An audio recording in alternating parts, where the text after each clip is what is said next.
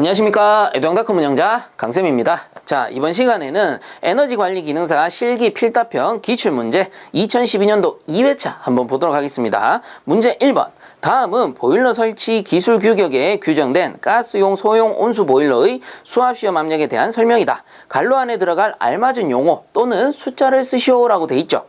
자, 그래서 수압시험 압력 문제예요. 이거 바로 전회차 2012년도 1회차 1번 문제에서 나왔었던 거죠. 물론 이렇게 똑같이 나오진 않았지만 그 기준을 가지고 푸는 문제가 나왔었습니다. 그래서 제가 수압시험 압력에 대한 요 기준 중요하다 몇 번이고 말씀을 드리는 거예요. 자, 그래서 교재에서 봤을 때는 91페이지에 나오는 내용이고요. 앞으로도 91페이지는 자주 보시게 될 겁니다. 문제가 자주 나오기 때문에. 자, 그래서 이 수압시험 압력을 한번 다시 복습을 해보자면 요런 거였죠. 보일러 최고 사용 압력이란 게 있었어요. 그래서 보일러의 최고 사용 압력을 기준으로 수압시험 압력을 결정을 하게 되는데, 이때 보일러 최고 사용 압력은 0.43 메가파스칼 이하, 그리고 0.43에서 1.5 메가파스칼 이하, 그리고 1.5 메가파스칼 초과라는 기준이 있었습니다. 그래서 여러분들은 요거 세 가지만 기억하면 앞으로 이 관련된 문제는 모두 풀 수가 있다라는 겁니다. 그래서 쌤, 앞에서 수압시험 기준이 강철제 보일러가 있고 주철제 보일러가 있던데요. 그래서 맞습니다. 강철제 보일러가 있고요. 주철제 보일러 수압시험 압력 기준이 있어요. 그래서 제가 앞에서도 말씀드렸지만 뭐 별도의 주철제 보일러라는 언급이 없으면 모두 그냥 강철제 보일러라고 생각하고 푸시면 된다라고 했었습니다. 자, 그 이유가 뭡니까? 어차피 강철제 보일러 기준이 요거 세 가지란 말이야. 근데 여기에서 이거 하나 빼버리면 뭐예요? 주철제 보일러 되는 거죠. 주철제 보일러는 위에 거 두 가지 기준으로만 수압시험을 한단 말이에요. 자, 그렇기 때문에 여러분들이 암기하실 건 강철제 보일러 기준 요거 하나만 기억을 하시면 된다라는 겁니다. 그래서 문제에서 보면 이번 문제 같은 경우에는 가스용 소형 온수 보일러 수압시험 압력이라고 돼 있어요. 그래서 주철제 보일러라는 별다른 언급이 없고 뭐 강철제라는 얘기도 없습니다만은, 쌤, 그러면 가스용 소형 온수 보일러인데 이건 어떻게 해야 됩니까? 어려울 거 없어요. 가스용 소형 온수 보일러도 강철제가 있고 주철제가 있는 겁니다. 자, 그래서 별도의 언급이 없다면 그냥 강철제 요 기준을 가지고 문제를 푸시면 된다라는 소리예요. 어려울 게 하나도 없죠. 그래서 요거 하나만 기억을 하시면 됩니다. 왜? 나머지 똑같거든. 자, 그래서 이 보일러 최고 사용 압력이 요렇게 있을 때, 그렇다면 수압시험 압력은 어떻게 됩니까? 요것도 복습해보면 수압시험 압력이죠. 자, 수압시험 압력은 보일러 최고 사용 압력이 0.43 메가파스칼 이하일 때, 0.43 메가파스칼보다 낮을 때는 그 최고 사용 압력의 2배를 한다라고 했죠. 뭐 딴 데 아니고 엄한 데 하면 안 됩니다. 요 최고 사용 압력의 2배로 하게 된다라는 겁니다. 나머지도 다 똑같아요. 자, 그리고 0.43에서 1.5 메가파스칼 이하일 때는 어떻게 합니까? 1.3배 해가지고 여기에 더하기 0.3 메가파스칼 한 압력으로 수압시험 한다라고 했죠. 어디에? 최고 사용 압력에 1.3배 해서 0.3 메가파스칼을 더한다. 자, 그리고 1.5 메가파스칼을 초과한 경우, 이때는 최고 사용 압력에 어떻게 합니까? 1.5배로 수압시험을 해주면 된다라는 거였습니다. 자, 그리고 요 첫 번째 기준에서 이제 별도로 나오는 내용이 있는데, 그게 뭐냐면은 그 밑에 해설부터 한번 볼게요. 가스용 소형 온수 보일러의 수압시험 압력은 최고 사용 압력이 0.43 메가파스칼 이하일 때, 요 기준입니다. 첫 번째 기준 이하일 때 그 최고 사용 압력의 2배로 수압시험을 하게 되는데, 이때 그 시험 압력이 0.2 메가파스칼 미만인 경우, 자, 2배 해서 뭐 어떤 압력인지 모르겠지만 2배 해서 0.2 메가파스칼이 안 된다라는 거는 자, 이렇게 볼 수 있죠. 예를 들어 0.1 메가파스칼 같으면은 2배 하면은 0.2 메가파스칼 나오잖아. 근데 0.05 정도다. 그래서 최고 사용 압력이 예를 드는 겁니다. 예를 여러분들 이해시켜 드리려고, 최고 사용 압력이 0.05 메가파스칼이다. 그러면은 0.43 메가파스칼보다 낮으니까 어떻게 합니까? 2배로 구해야 돼. 곱하기 2 하게 되면 이게 얼마 돼? 이렇게 올라가니까 요게 0.1 메가 파스칼이 나온다라는 겁니다. 자, 그래서 이 시험 압력이 0.1 메가파스칼이라는 거는 보세요. 그 시험 압력이 0.2 메가파스칼 미만인 경우죠. 미만인 경우. 그래서 요게 이 시험 압력이 0.1 메가파스칼이 나왔지만 이 시험 압력에 관계없이 0.2 메가파스칼로 시험을 해줘라 라는 뜻입니다. 왜 그렇게 했어요? 너무 소형이니까 계산해보니 0.1 메가파스칼 수압시험 해보면은 압이 안 걸린다는 뜻이야. 얼마 안 걸려. 얼마 안 걸리니까 수압시험이 크게 의미가 없어. 그러니까 어느 정도의 압을 유지하기 위해서 예를 들어 그 수압시험 압력이 계산을 해보니까 0.2 메가파스칼보다 낮으면 이 압력으로 수압시험 하면 압이 안 걸린다고. 그래서 어쩔 수 없이 그냥 0.2 메가파스칼 압력으로 수압시험을 해줘라 라는 뜻입니다. 자, 그래서 수압시험 압력 응용 문제라고 보시면 돼요. 그리고 91페이지 읽어보면 요 기준 그대로 나옵니다. 자, 그래서 외우고 가셔도 되고요. 이렇게 이해하고 외우고 가시는 게 좀 더 편하니까 제가 이해를 시켜드리는 것 뿐입니다. 자, 그래서 1번 문제 돌아가서 네모 박스 안에 한번 읽어보면 가스용 소형 온수 보일러의 수압시험 압력은 최고 사용 압력이 0.43 메가파스칼 이하에서 그 뭐예요? 최고 사용 압력이죠. 최고 사용 압력의 2배로 해야 됩니다. 요 첫 번째 기준이죠. 2배로 해야 된다. 다만 그 시험 압력이 어떻게 0.2 메가파스칼 미만인 경우에는 더 낮은 압력으로는 수압시험이 의미가 없으니 어떻게 합니까? 0.2 메가파스칼로 수압시험을 해줘야 된다 라는 거겠죠. 그래서 정답을 보시면 가 최고 사용 압력, 나 2, 다 0.2, 라 0.2 요렇게 적어주시면 되겠습니다. 자, 그 다음 2번 문제 1일 온수 순환량이 12톤 방열기의 입구 온도가 80도시, 출구 온도가 65도시, 온수 비열이 1kcal/kg 도시일 때 이 건물의 난방부하는 몇 kcal/h인가? 라고 해서 나오죠. 자, 그래서 여러분들 문제에서 공식을 잘 못 찾겠다. 어떤 공식을 써야 될지 모르겠다 하시는 분들은 이런 방법을 한번 써보세요. 그냥 나열을 해버려. 나열을 한다. 어떻게 하느냐. 온수 순환량. 온수 순환량은 12톤이네요. 12톤인데 우리가 주로 많이 쓰는 게 킬로그램이잖아요. 그래서 그냥 이왕 쓰는 거 그냥 킬로그램으로 환산해서 쓰세요. 그래서 톤을 킬로그램으로 환산하면 1000 곱하면 돼요. 1000 곱해보니 이게 킬로그램이 나와. 그리고 1일 온수 순환량이라고 했기 때문에 per day가 됩니다. per day. 우리가 좀 많이 쓰는 건 뭐죠? 킬로그램 per hour라는 단위를 많이 쓰죠. 그렇다면 요 day를 hour로 바꾸려면 어떻게 하면 될까? 자, 하루 몇 시간이에요? 24시간이잖아. 그래서 나누기 24를 하게 되면 요 day가 hour로 바뀌어요. hour로. 자, 그래서 이게 뭡니까? 온수 순환량이 된다라는 겁니다. 그래서 써놓고 보니까 킬로그램 per hour. 그러면 G였지. 어떤 물질을 양을 측정할 때 사용하는 단위였습니다. 1시간당 순환량 뭐 이렇게 부른다라고 했었죠. 자, 그리고 방열기 입구 온도, 출구 온도 줬는데 요거 온도 두 개 뭐예요? 온도차 구하면 되겠죠. 그래서 80 마이너스 65 이게 뭐라고요? 온도차니까 델타 T가 됩니다. 단위로 쓰게 되면 요게 도시가 돼요. 온도니까. 자, 그리고 온수의 비열 줬네요. 비열 우리가 C라고 배웠죠. 비열은 1kcal/kg의 도시다 라고 해서 나오죠. 비열의 단위입니다. 그리고 물이기 때문에 당연히 1일 수밖에 없어요. 자, 이렇게 적어놓고 보니까 어때? 공식이 보입니까? 그쵸? 공식이 보이죠? GC 델타 T라는 공식이 보이잖아. 자, 그래서 이 문제에서는 건물의 난방부하는 몇 kcal/h인가 라고 했죠. 결국은 그 난방부하라는 게 열량입니다. 열량. 그래서 열량을 구하는 공식 Q는 GC 델타 T로 푸시면 된다라는 소리예요. 이것도 여러 번 연습하고 많이 풀다 보면 자연스럽게 뚝뚝뚝 튀어나옵니다. 너무 걱정 마시고 자주 보시면 돼요. 처음 보면은 어려울 수 있죠. 당연합니다. 그런 건 뭐 당연한 거니까 너무 걱정 마시고 몇 번 풀어보면 딱 나옵니다. 자, 그래서 그대로 넣어보면 G가 요 녀석 24분의 12000 곱하기 C는 1이죠. 1 곱하기 델타 T는 여기 있죠. 80 빼기 65. 자, 요거 단위 환산도 같이 한번 해봅시다. 이왕 하는 거. 자, 그래서 요 앞에 G라는 녀석이 킬로그램 per hour, 킬로그램 per hour였고요. 곱하기 비열은 여기 있죠. 단위 킬로칼로리 per 킬로그램의 도시가 된다라고 했고요. 그리고 온도차 요거 델타 T, 델타 T는 도시가 된다라고 했습니다. 자, 그러면 계산해 보면 킬로그램 지워지고 도시 지워지고 킬로칼로리 퍼 아워가 남게 된다라는 거죠.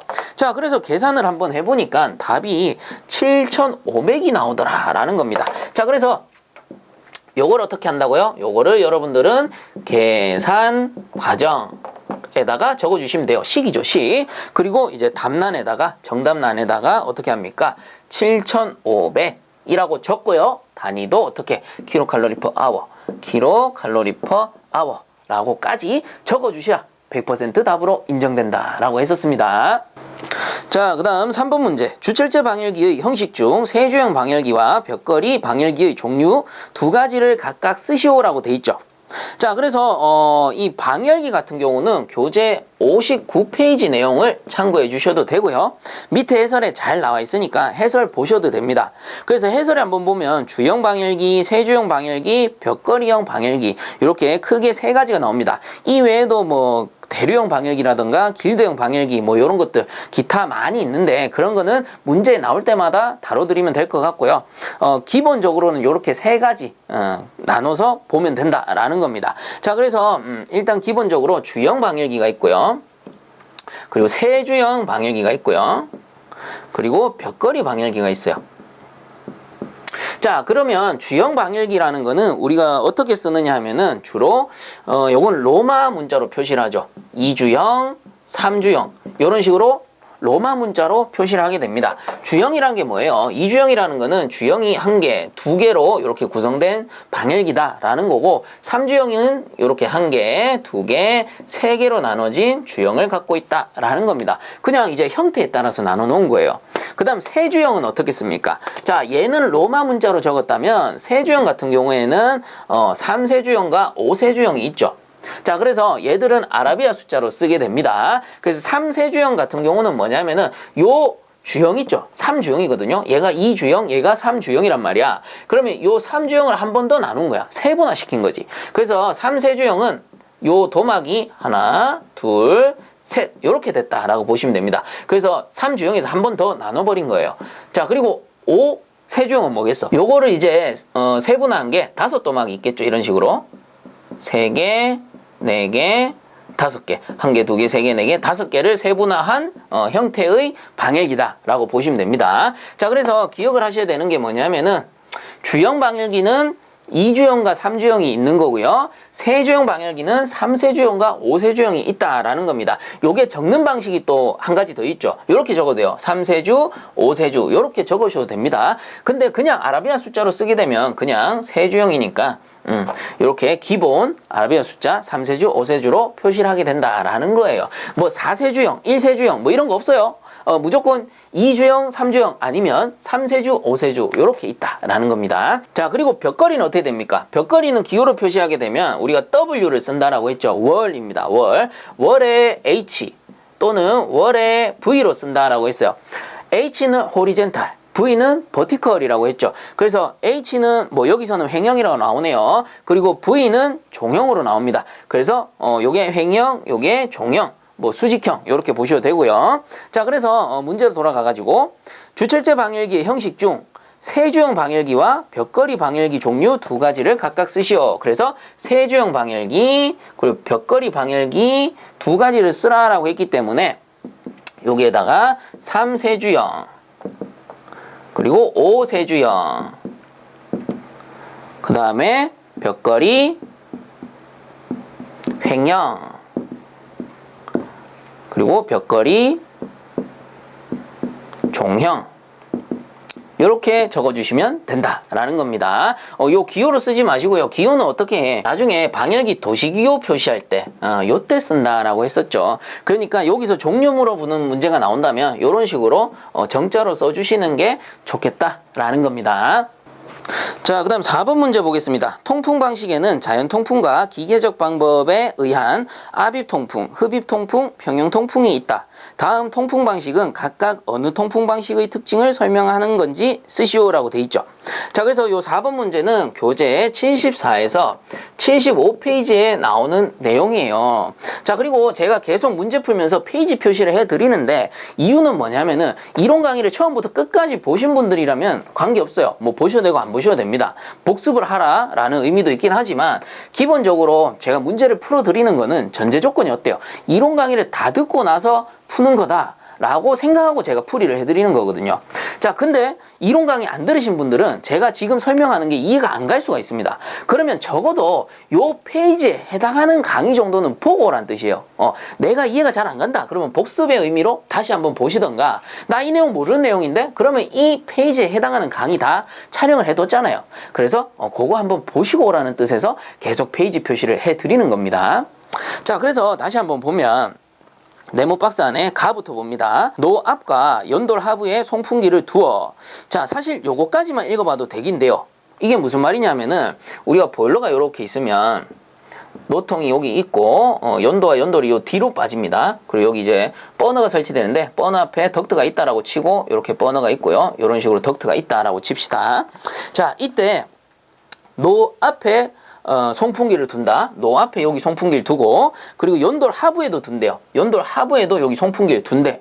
그럼 양쪽에 설치하면 뭐예요? 요거는 평형 통풍이다 라고 했죠. 그래서 앞에서 불어 넣어주고 뒤에서 이렇게 흡입해서 빼내니까 평형 통풍. 양쪽에서 쓰면은 뭡니까? 평형 통풍이다 라는 뜻입니다. 그래서 가번 같은 경우는 평형 통풍이 되는 거고, 그리고 나번 같은 경우는 연소형 공기를 송풍기로 노 입구에서, 자, 노 입구에서 사실 답 나왔죠. 대기압보다 높은 압력으로 밀어넣고, 야, 답이 2번 나왔어. 자, 그래서 이렇게 보일러가 있을 때 노가 있고요. 이런 식으로 연도와 연돌이 있을 때 앞에 뭐 버너 생략합시다. 여기에 송풍기를 앞에 두어. 그쵸? 노 앞에 둔다. 요게 노통이잖아요, 노통. 요 노통보다 앞에 둔다. 노 앞에 둔다. 연소실 앞에 둔다라는 뜻이에요. 그래서 노 입구에 송풍기를 두어서 불어넣는 방식. 불어넣는다. 뭐예요? 압입통풍. 자, 그리고 답은 봅시다. 답은 연돌의 끝이나 연돌 하부. 야, 이것도 답 나왔네. 이렇게 보일러가 있고 노가 있으면 연도와 연돌이 이렇게 있어요. 그러면 앞쪽에 있는 게 아니고 이번엔 어디? 연돌 하부. 그래서 연돌 하부, 연돌 끝. 그러면 여기지, 여기. 뒤쪽에 있다라는 겁니다. 연소실 뒤쪽에. 여기에다 송풍기를 설치하면 어떻게 됩니까? 빨아내는 거죠. 흡입한다라는 겁니다. 이렇게 빨아내는 흡입통풍입니다. 흡입통풍. 자, 그래서 답은 흡입통풍.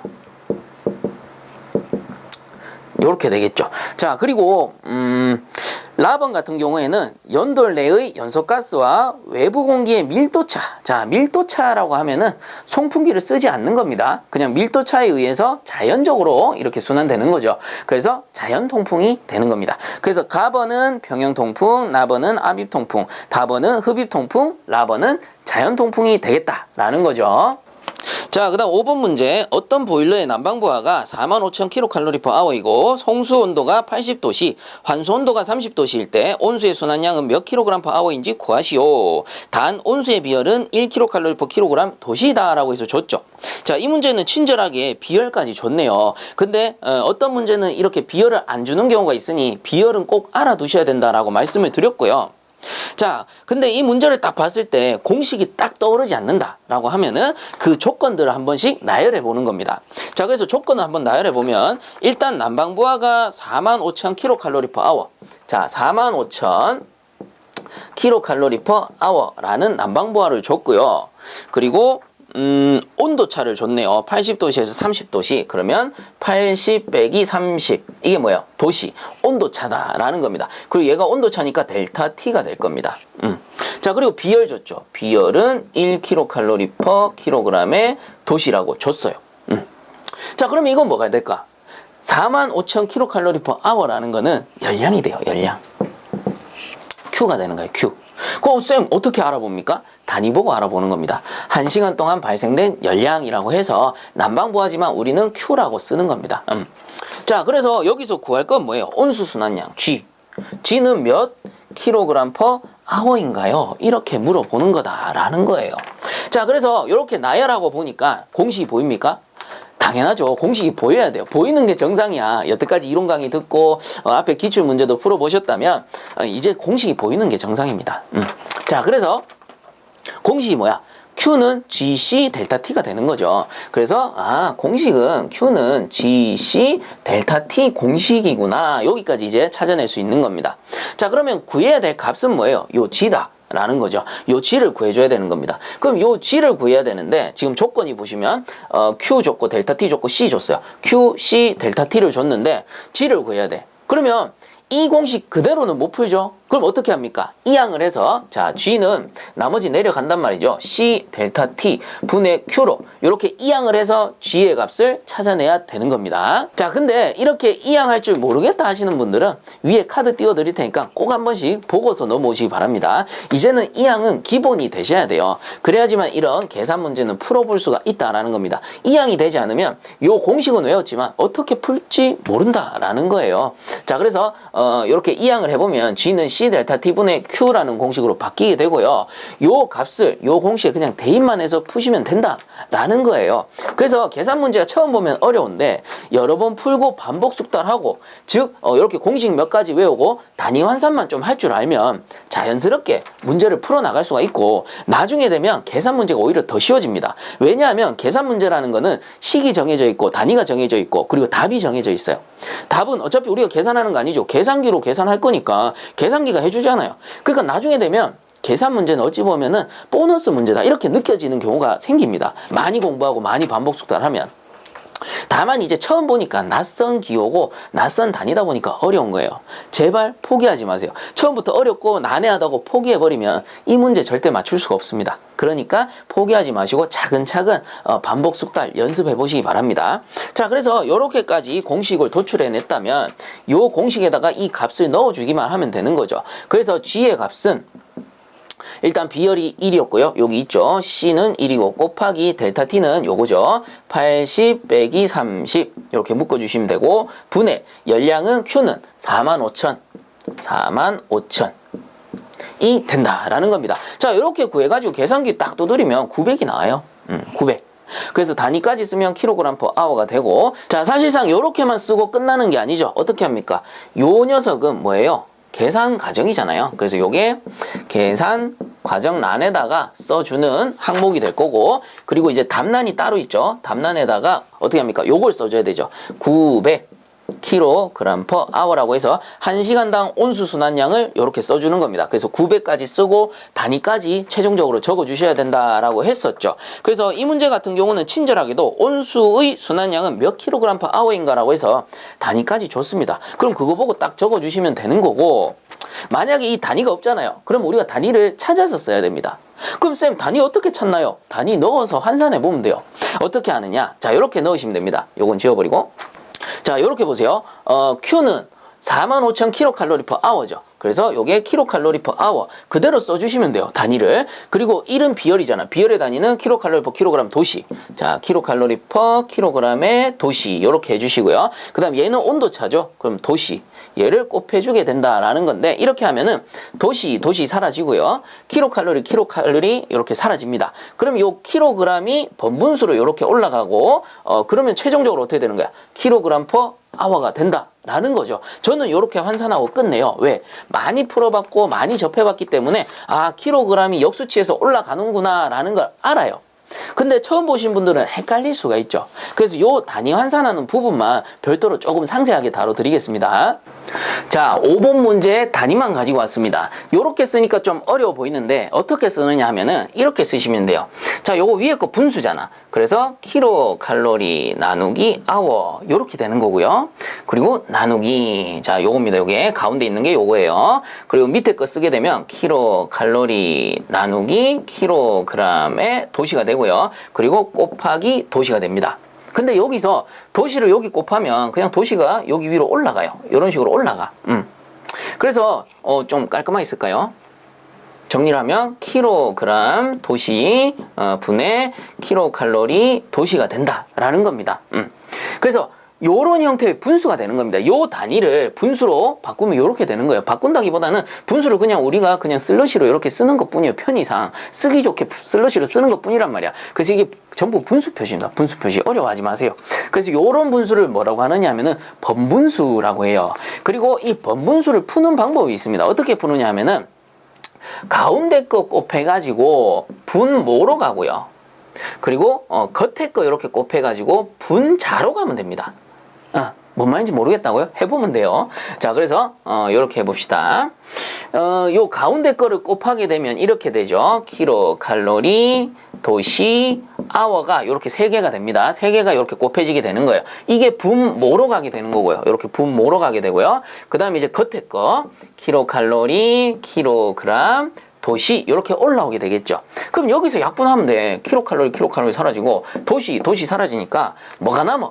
킬로그램 퍼 아워가 남는다라는 겁니다. 자, 그래서 우리가 답 쓸 때는 단위가 900 킬로그램 퍼 아워가 된다라는 거예요. 그래서 제가 방식 알려드렸으니까 다른 문제에서 제가 이렇게 해드리지 않더라도 다른 문제에서 어떻게 한다? 없어지고 올라가겠네요. 킬로그램 퍼 아워입니다. 이렇게 얘기한단 말이야. 그러니까 저게 와저라지? 하지 마시고 이렇게 나온다라는 겁니다. 그래서 여러분들이 제가 굳이 이렇게 설명하지 않더라도 꼭 한 번씩 연습을 해보셔야 됩니다.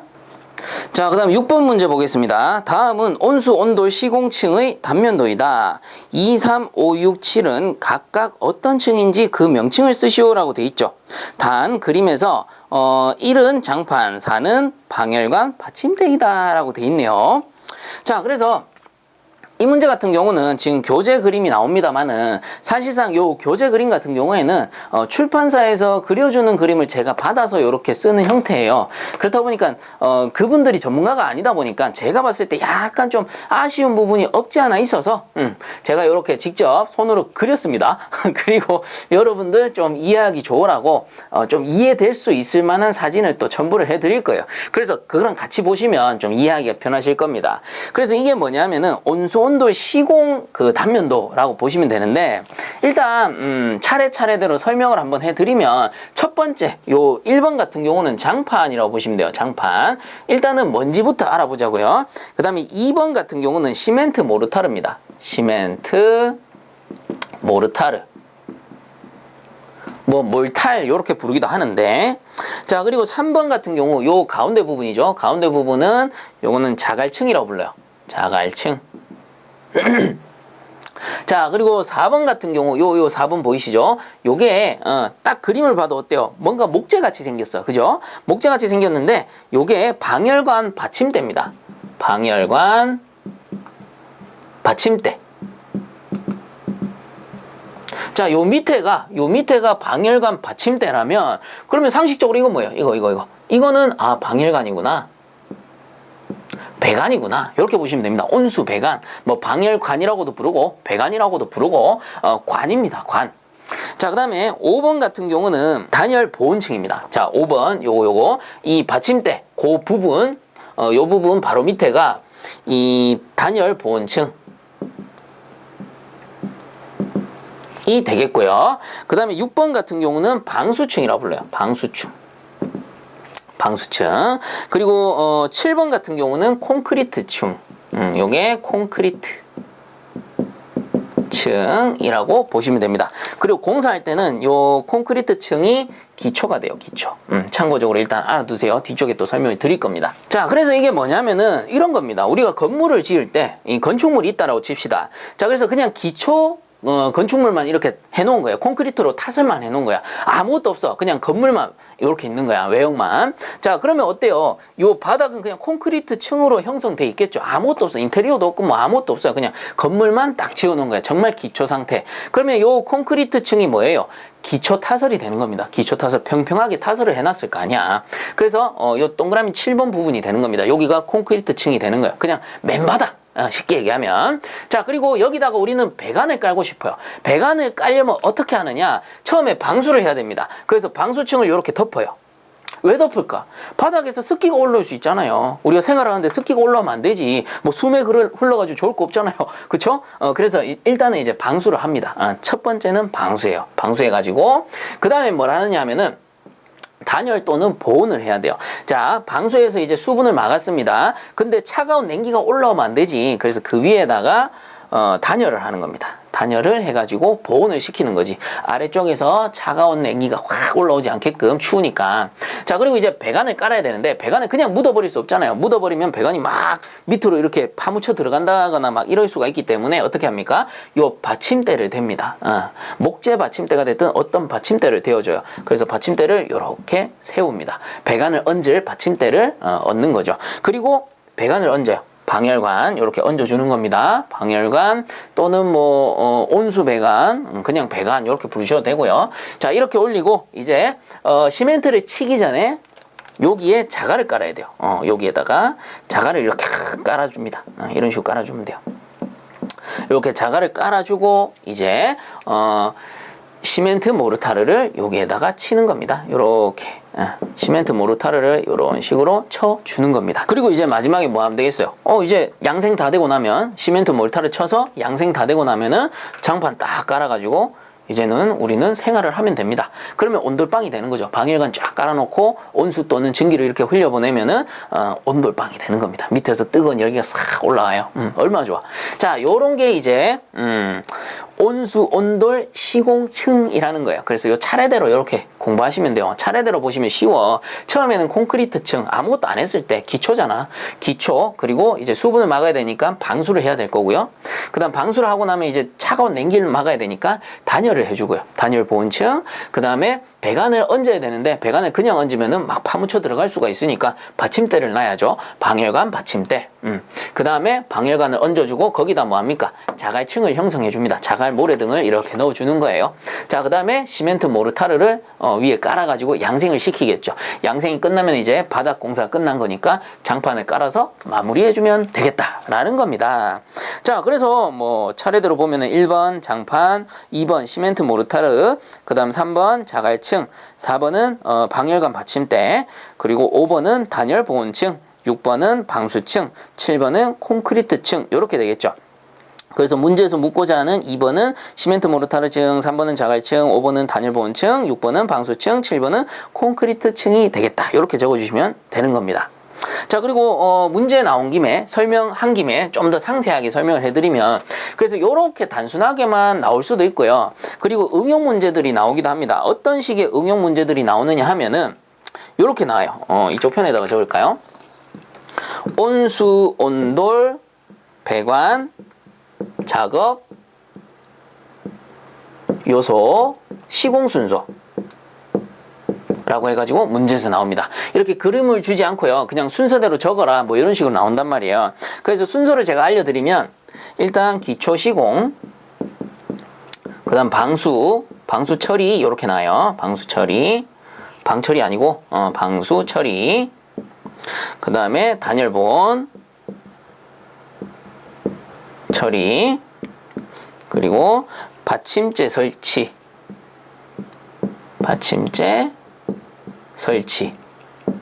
하고 배관 작업, 그 다음 온수 보일러 설치,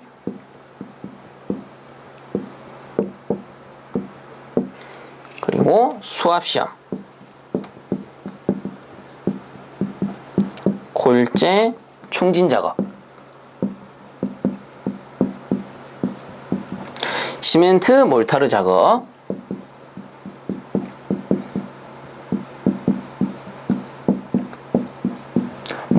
몰타르 뭐 상관없습니다. 적으실 때는. 그리고 양생 건조. 이런 식으로 나와요. 꽤나 그 내용이 많죠. 그래서 이 중에서 일부 이렇게 빈칸 두고 요 두세 칸 정도 비워서 요 갈로 안에 들어갈 뭐 말로 맞는 것은 뭐 이렇게 쓰시오 이렇게 나온단 말이에요. 그래서 보시면 별 다를 거 없어요. 자, 처음에 기초 시공 뭡니까? 콘크리트층이잖아. 콘크리트층. 그래서 기초 시공을 해주고 그 다음 방수 처리하죠. 요 방수층 보이죠? 그 다음 단열 보온 처리, 단열 보온층 보이죠? 그 다음 받침대 설치, 요거 받침대, 방열관 받침대 설치하고 그 다음 배관 작업, 방열관 놓고요. 그 다음에 온수 보일러가 있다면 이제 문제 지문에서 온수 보일러가 있다면 그 다음에 배관 작업을 했기 때문에 온수 보일러를 설치해주면 되는 겁니다. 그리고 온수 보일러를 설치했기 때문에 어떻게 수압시험도 해주면 되죠. 그리고 이제 골재 충진 작업, 그 다음 시멘트 모르타르 작업에서 마무리해주면 된다라는 겁니다. 여기서 말하는 골재가 일종의 자갈층이 될 수도 있는 거예요. 내부에 이제 골재를 충진해서 뭐 진동이나 이런 걸 흡수해주기 위해 설치를 하는 거니까. 그리고 마지막에 시멘트 모르타르 쳐주고, 시멘트 모르타르 쳤으니까 양생 건조가 될 겁니다.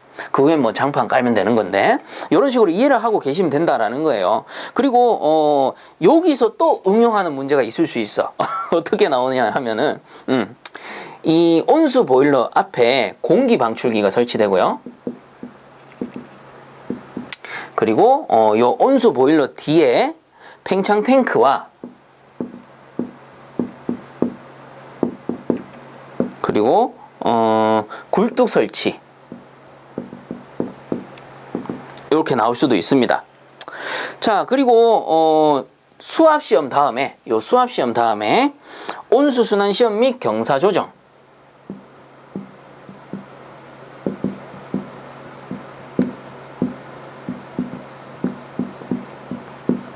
요런 지문들이 들어갈 수가 있어요. 그래서 문제에 따라서 조금씩 다른데 그냥 요렇게만 나올 수도 있고, 문제에서 보기에 막 이런 것들까지 주어질 수가 있단 말이야. 그러면 헷갈려 하실 필요 없어요. 자, 배관 작업 했죠. 배관 작업하고 공기 방출기부터 먼저 설치하고 보일러를 놔줘야 됩니다. 그래야지 나중에 배관에 에어가 차면 공기를 빼줄 수가 있잖아요. 그리고 온수 보일러를 놨으니까 당연히 따라 들어가는 게 뭐예요? 팽창 탱크 따라 들어가죠. 온수 보일러니까. 그 굴뚝도 당연히 온수 보일러니까 굴뚝 설치가 될 거고요. 그 다음 수압 시험 했으니까 수압 시험 다음에 온수 순환 시험, 제대로 순환을 하는지, 그리고 배관의 경사도를 우리가 조정할 수 있다라는 겁니다. 이렇게 이제 순서대로 쭉 따라 들어가는 건데, 일단은 여기서는 한 번만 이해를 하고 넘어가세요. 어차피 나중에 뒤에 문제 나오면 풀다 보면은 또 자연스럽게 외워지니까, 여기서는 요런 기초 베이스에서 요런 설치 순서들이 나오는구나, 요 정도만 이해를 해 주시면 됩니다. 그리고 6번의 답은 이제 교재에 나와 있으니까 요 답 참고해 주시면 좋겠습니다. 자, 그 다음 7번 문제 보겠습니다. AI는 내표면 열 전달률, 그리고 O는 외표면 열 전달률, 그리고 A는 공기층의 열 전달률, 람다 벽을 구성하는 재료의 열 전도율, 벽을 구성하는 재료의 두께 미터라고 할 때 열 관류율 킬로칼로리 퍼 미터 자승 아워 도시 K를 구하는 공식은 이라고 되어 있습니다.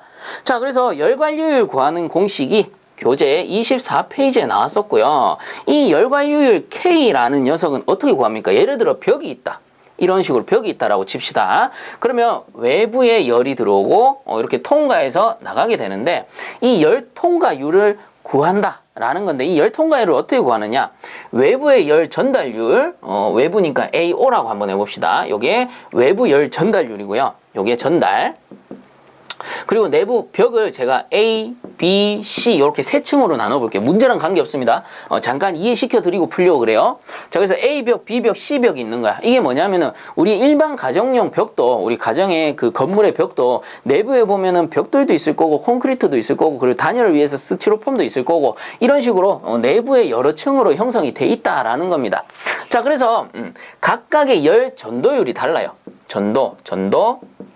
전도라고 하는데, 자, 이런 내용들 잘 모르면 24페이지 관련 강의 꼭 보셔야 됩니다. 그래서 얘들은 다 전도야. 벽 내부 고체에서 고체로 이동을 하기 때문에 이때 각각의 열 전도율이 있을 겁니다. 그래서 람다 1, 람다 2, 람다 3라고 가정을 한번 해보고요.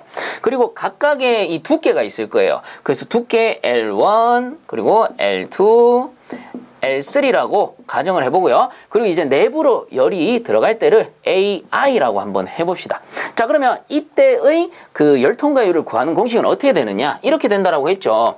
자, AO분의 1 더하기 요거 람다분의 L입니다. 람다 1분의 L1 더하기 람다 2분의 L2 더하기 람다 3분의 L3 더하기 AI분의 1분의 1로 구하면 된다 라고 했었습니다. 그리고 벽이 더 늘어나면 요 내용들이 안에 여기 전도율을 구하는 요 부분이 더 늘어난다. 요게 줄어들면은 얘들 전도율을 구하는 부분이 또 줄어든다 라고 했었죠. 그래서 지금은 층이 3개이기 때문에 1개, 2개, 3개가 들어간 거고, 층이 4개면 4개가 들어갈 수도 있고, 뭐 층이 1개면 1개만 들어가도 되는 겁니다. 자, 그리고 얘들이 뭐였어요?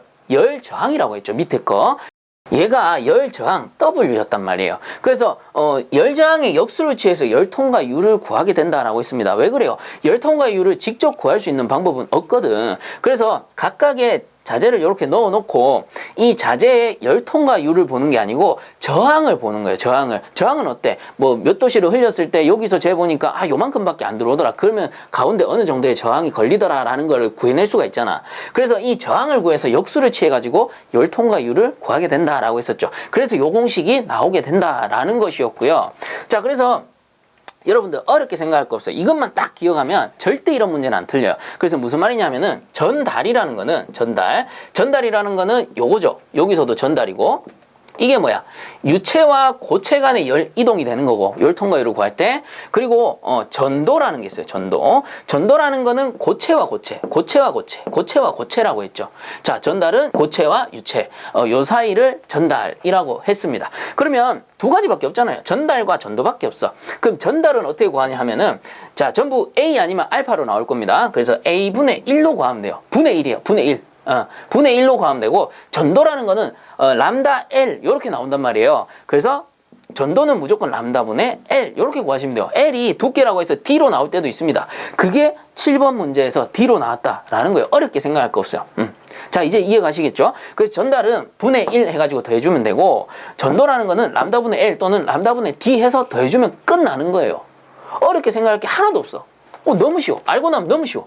자, 그래서 요걸 가지고 한번 풀어보면, 다시 한번 적어드리면, 전달은 A분의 1, 그리고 전도는 요것만 딱 적어 놓으세요. 전도는 람다분의 L 또는 여기서는 지금 D니까 제가 D라고 적어 드릴게요. 이렇게 적어 놓으면 끝나요. 자, 열 통과율 K를 구하세요. K는 나오죠, 지금. AI 내표면 열 전달률이래요. 자, 전달하면은 요게 AI죠. AI 분의 1이에요. 분의 1이야, 전달은. 그리고 더하기 외표면 열 전달률 AO 전달률이니까 분의 1. 그다음 더하기 A 공기층의 열 전달률이니까 A 분의 1 하면 돼요. 그 다음 더하기 람다는 벽을 구성하는 재료의 열 전도율. 자, 전도 나왔죠? 전도율 람다 나왔으니까 람다 분의 벽의 두께 D 이렇게 넣어주면 된다라는 겁니다. 사실 순서는 크게 상관이 없어요. 순서 얘가 가운데 가도 되고 그냥 이렇게 순서대로 적어주셔도 되고 어차피 그 감독관이 봤을 때는 다 맞는 겁니다. 자, 그래서 이렇게 해가지고 분의 1 역수치해주면 된다라는 겁니다. 그래서 요게 열 통과율, 다른 말로는 열 관류율을 구하는 공식이 되는 거예요. 그리고 여기서 단위 환산까지 하면은 확실하게 알 수가 있는데, 자, 이게 무슨 말이냐면은 열 전달의 단위, 요 A의 단위입니다. A의 단위는 뭐냐 하면은 요게 킬로칼로리 퍼 미터 자승 아워 도시가 되고요.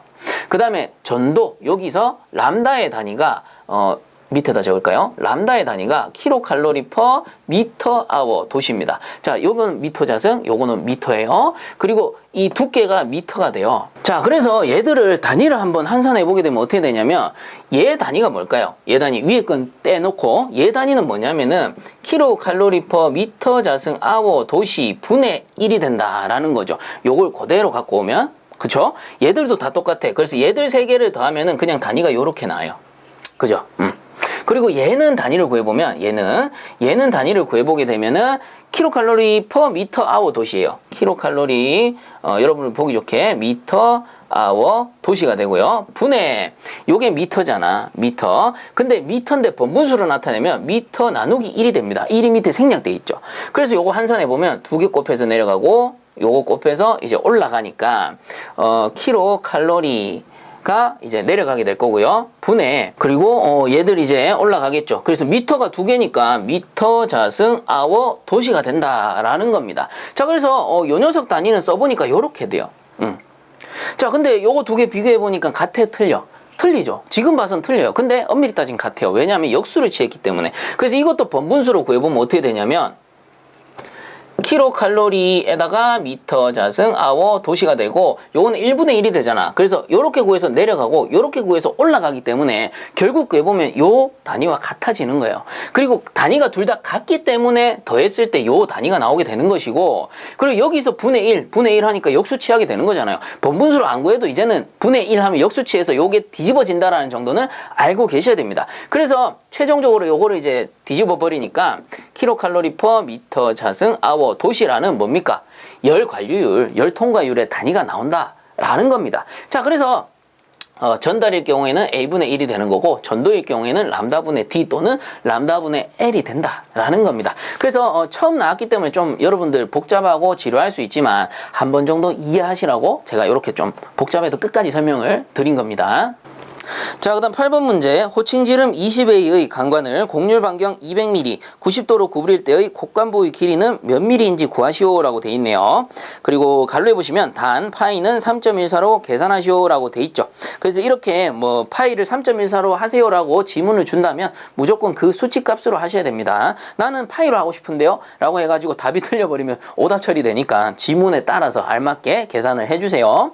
자, 그래서 요 곡간부의 길이를 구하는 공식이 102페이지에 나오는 내용이었고요. 그래서 요거는 좀 외우고 계셔야 됩니다. 곡간부 길이 L은 2파이 R 곱하기 360분의 세타로 구하게 된다라고 했었습니다. 그래서 그대로 구해보게 되면은 2 곱하기 파이 대신에 얼마? 3.14 곱하기 곡률 반경 200mm, 그 다음 곱하기 360분의 각도는 90도라고 줬네요. 자, 이렇게 구하시면은 답이 314mm가 나올 겁니다. 그래서 요거를 계산 과정에 적어 주시고요. 그리고 답란에다가 314mm라고 단위까지 확실하게 써주시기 바랍니다. 자, 그다음 9번 문제. 다음 관련 있는 것끼리 줄을 그어 연결하시오. 요거는 해설 같이 보겠습니다. 본부 열량계, 액체 또는 고체의 연소열을 측정하기 위해 베르틀로가 고안한 열량계라고 나오고요. 그 다음에 융커스식 열량계는 기체 연료 및 기화하기 쉬운 액체 연료의 연소열을 측정하는 데 사용된다라고 돼 있죠. 그래서 본부 열량계 같은 경우는 액체 또는 고체 연소열입니다. 그래서 본부 열량계는 고체, 액체, 그래서 여기로 가주시면 되고요.